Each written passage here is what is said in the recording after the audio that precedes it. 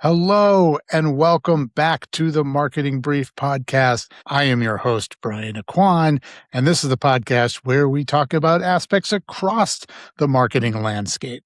Of course, we need a guest to do that. And today's guest is Vance Morris. We're very excited to welcome you into the podcast, Vance. Thank you so much. And the crowd goes wild. You even brought your own sound effects. I tell you. I love it. If this was Zoom, my Stream Deck would be doing the sound effects. So yeah, we'll have to follow up with that. How would you like to introduce yourself to the listeners? Well, let's see. Well, first and foremost, I am a Disney business consultant, but I'm not one of those consultants that went to consulting school, got a little diploma, and just hung it out there. I actually own and operate real businesses, bricks and mortar businesses right now. I've got a mold remediation company, Oriental rug washing facility, and a carpet cleaning company. So everything I talk about customer experience wise and customer retention and certainly marketing is all things that I've done in those home service businesses and proven to be successful. So just the end result of implementing those systems is I work about 90 minutes a week on those three businesses. I've got a general manager in charge. He does everything. I meet with him for an hour. I do the banking for about 30 minutes a week, and that's it. Gotcha. So you're even serving as a consultant to your own businesses. Yeah, actually I am, but yeah, so I mean, it's been a great ride, doing a lot with price elasticity, based on the experiences you deliver. I've got a pretty varied hospitality background. Actually, I never even cleaned carpet until 20 years ago. I barely vacuumed. I worked for Disney for 10 and then a couple other hospitality companies. And I think like all entrepreneurs along the way, I realized I make a lousy employee.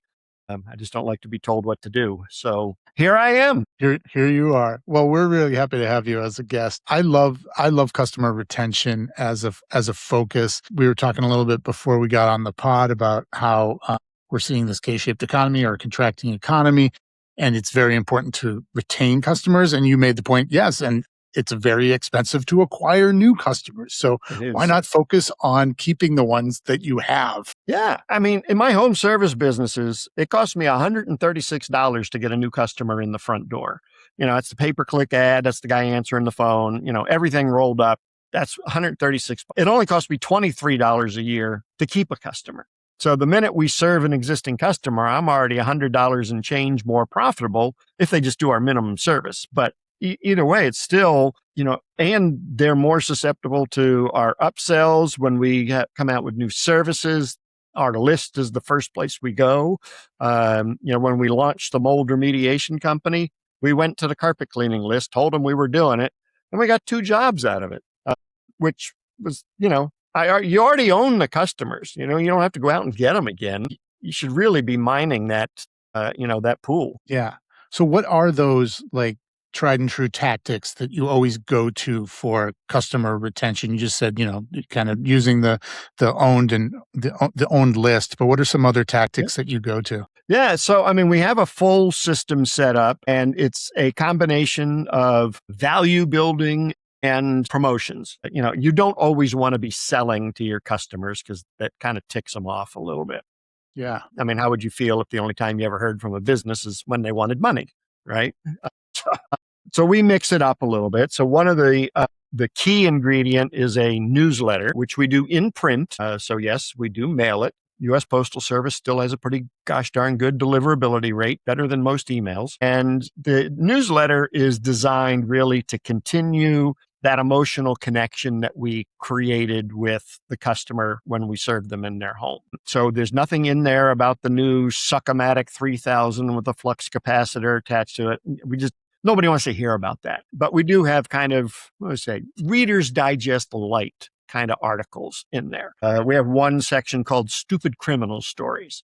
People love the stupid criminal stories. I don't know why. And actually, after about 3 years of doing the newsletter, we've been doing newsletter now for a solid 15 years. After 3, I got tired of it. And I think I put like a recipe in there or something. We got more angry phone calls. Like, where are the stupid criminal stories? And I'm like, well, you mean people actually read this thing? That's cool. And they like stupid criminal stories. Fine. I'll put that in there. And then the other important thing about the newsletter is letting your personality come through. I think is vital, because we're all small business. Usually we're serving, a specific geographic area, our town or our city, surrounding area. And so you got to make yourself look human. So I shamelessly use my children in my marketing. I have no problem with it whatsoever. And my daughter, I used her for years. She did ballet when she was younger, so 5 years old. At the recital, took a picture of her in her tutu, and I put it in the newsletter. And then every year she did the recital, I took the tutu picture and put it in as she's growing up. And I think she was around 11 or 12 years old. We're in the grocery store, and this woman comes running up to my daughter and says, "Oh my God, Emma, how was your recital?" And we're freaking out. It's like, who the hell is this nutty lady, coming after us? And then I had to think, wait, she's probably one of our clients. She's never leaving me. She's watched my children grow up, and this lady's going to either have to move or die before she stops using our company. And so that's the power of that emotional connection that you drive through the newsletter. Now, most people are probably saying, okay, well, that's great. When do I get to sell something? Well, 2 weeks after the newsletter goes out, we have our monthly promotional postcard. It's the sales vehicle. And it's, usually something along the lines of, within the season, one time for Father's Day, we gave out free grill sets. I mean, these were nice grill sets, came in this nice wooden box and everything. So we definitely never discount, but we do offer the gift with purchase style marketing. Yeah. And a lot of people take us up on it. It's just, it's very cool. And we're remembered for it. I mean, how many carpet cleaners, out there that are giving away grill sets? True. Good way to break through. Unless you think I'm a Luddite about email, we do a weekly email, and I don't like doing extra work. So it's a combination of the stories from the newsletter with the promotion from the postcard, and bada boom, we got our email going out. We do that once a week. Interesting. Wow. First of all, I love and that's the system. It's simple. 3 steps every month. Yeah, I love a system. I love multiple touch points. So much of what you said resonates, but that newsletter, I mean, one, it's authentic, right? You're being very authentic. You're sharing yourself in there, but also it's a vehicle where you're not selling something. I think that's so important to establish that cadence.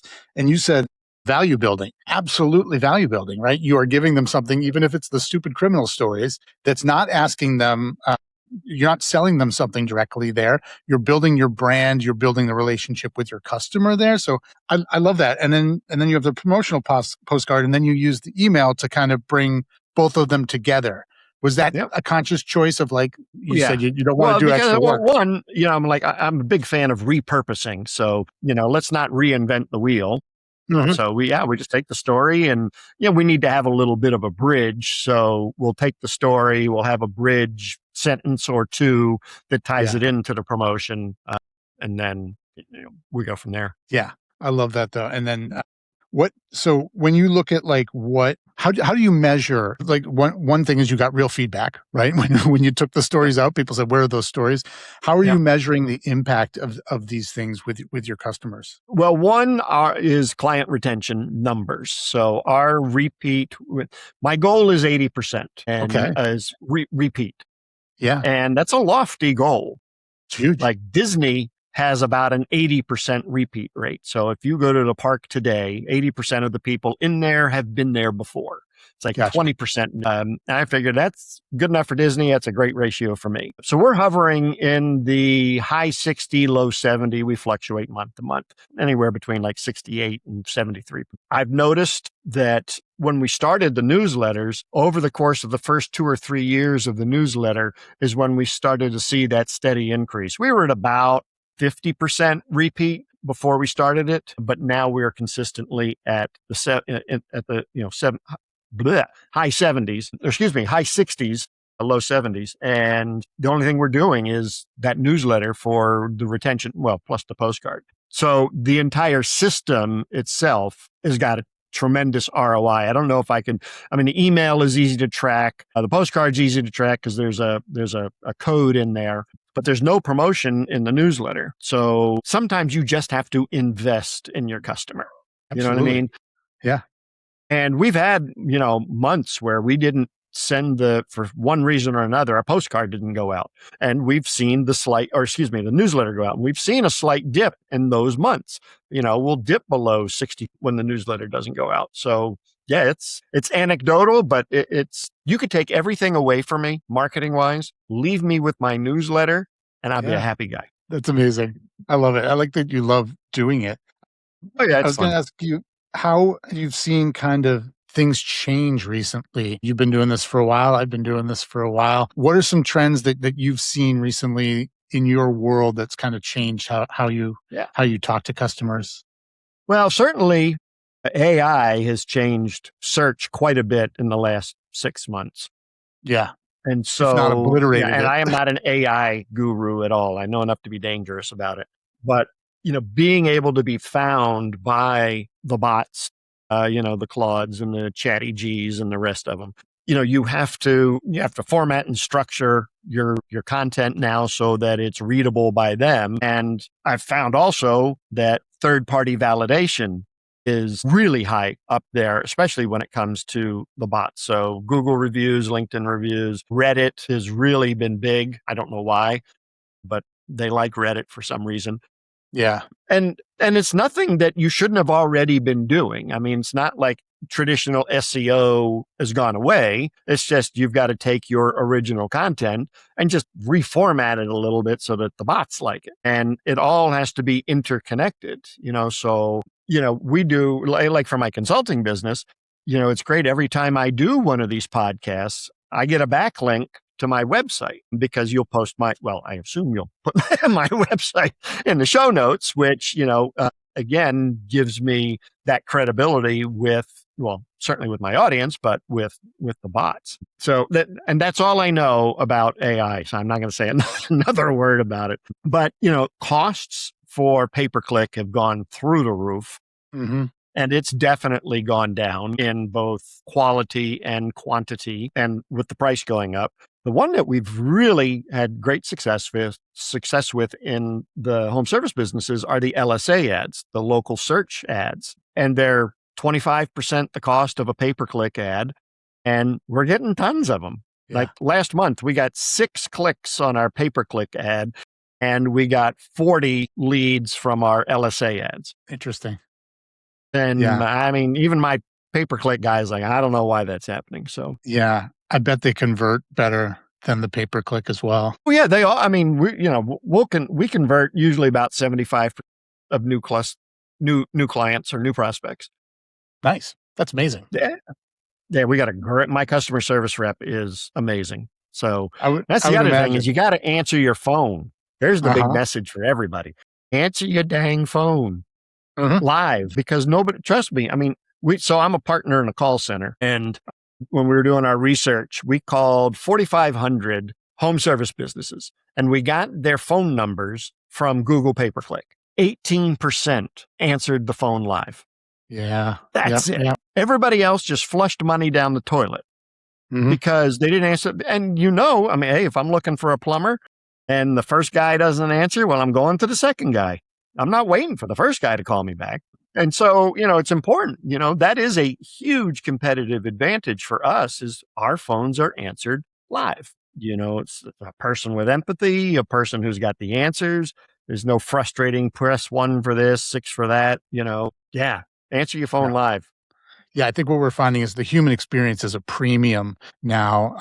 And it's certainly a competitive advantage. You found it as a competitive advantage. So yeah.